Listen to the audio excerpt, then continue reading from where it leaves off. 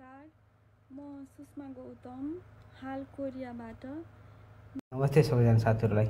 एकैछिन यो सबैले यो भिडियो हेर्नु होला, किनकि यहाँ एकजना चेलीलाई जो कोरियामा बस्नुहुन्छ उहाँलाई चाहिँ आफ्नै रुम पार्टनरले चाहिँ विभिन्न लान्छना लगाएर हैन बोक्सीको आरोप लगाएर चाहिँ टर्चर दिने गर्दो रहेछ र चेली अहिले चाहिँ टिकटकमा आफ्नो प्रमाणसहित भिडियो हालेर सबैलाई न्यायको लागि चाहिँ उनले आभार गर्दैछ र यो भिडियोलाई जति सक्दो हेरेर भिडियोलाई सेयर गरिदिनु होला।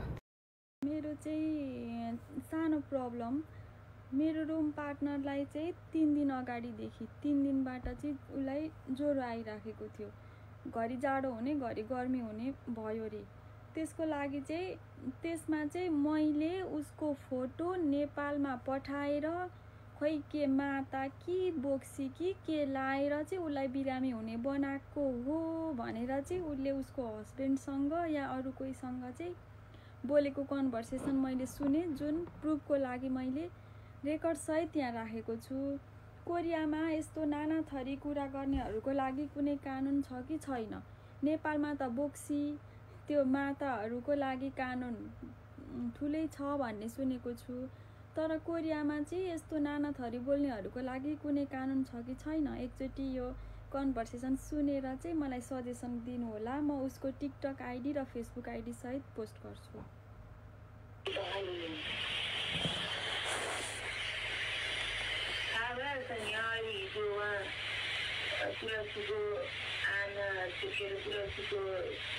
सासू आमा र राजीका दिदीमा आमा माता भाषा गएका यो फर्म बिराम भयो भनेर दिउँसो गएको अरे। अनि आमाले त्यही भन्नुभयो अरे,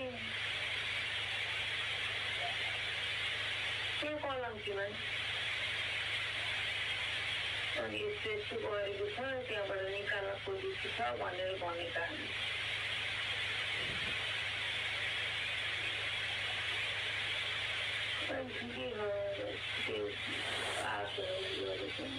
भालु काम गरेको भालु गाउँदेखि छोरी कहाँ घाँटीको कपाल समातेर निकालेर यहाँबाट भित्र बस्नु भन्थ्यो। गाउँदेखि छोरी भालु काहीँ घाँटी आएको बेला त्यस्तो गरेर अरे।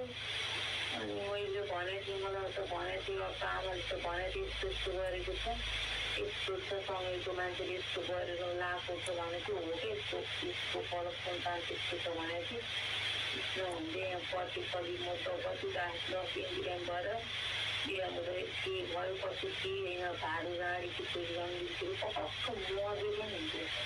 मलाई कम्ता रुचि कसो नगोल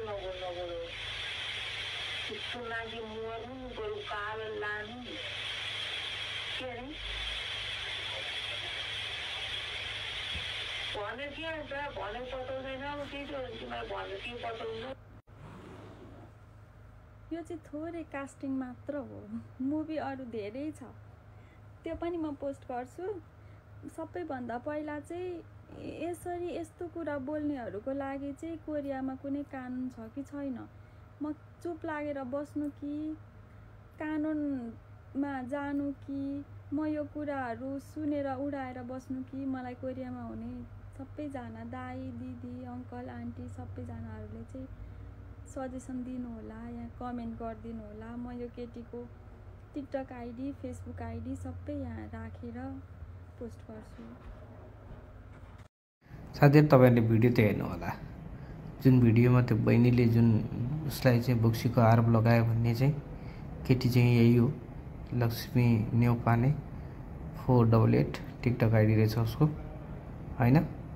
अब बहिनी हो या दिदी हो, बहिनी अर्काको देशमा बसेर होइन चाहिँ यस्तो कामहरू गर्दाखेरि फसिन सक्छ, विचार गर।